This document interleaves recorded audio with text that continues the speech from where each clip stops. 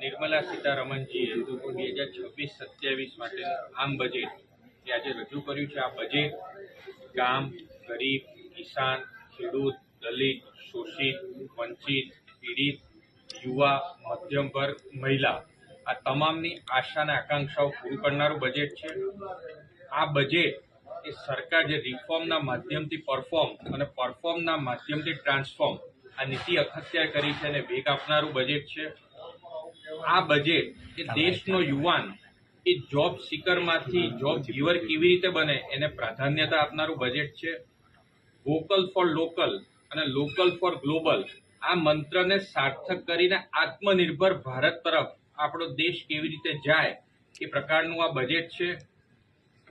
2014માં UPA સરકારનું છેલ્લું budget એ 16 લાખ કરોડનું હતું. આજે એમાં ખૂબ મોટો વધારો થઈને આજે પેશ કરેલું બજેટ એ 53.5 લાખ કરોડનું આ બજેટ છે.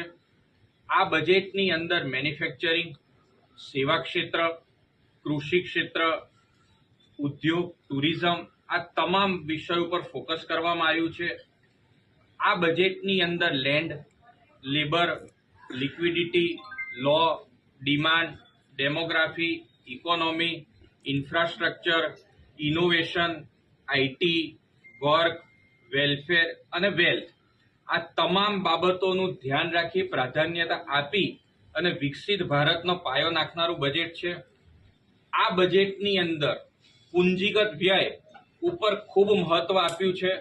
લગભગ 12.20 લાખ કરોડ રૂપિયા એ પૂંજીગત વ્યયમાં અને રેલવેના જો એડ કરીએ તો બીજા 1.5 લાખ કરોડ વધારે એટલે કે 14 લાખ કરોડ રૂપિયાનો સરકાર પૂંજીગત વ્યય કરવાની છે. અને જ્યારે પૂંજીગત વ્યય થાય એના કારણે ઇકોનોમી અંદર ખૂબ મોટી મલ્ટીપ્લાયર ઇફેક્ટ આવતી હોય છે. અને મને વિશ્વાસ છે કે આ બજેટ એ સામાન્ય જનતાને રાહત આપનારું,